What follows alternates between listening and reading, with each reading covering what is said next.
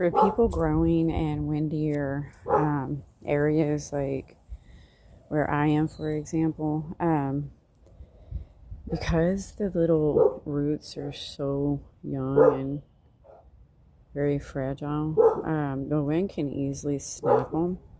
And so usually, since I'm actually putting these outside, they're growing up outside, I want to be able to create like little wind barriers, kind of help support them a little bit better.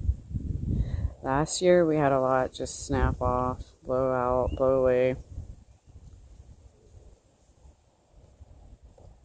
Just kind of build a little bit of a support, wind support.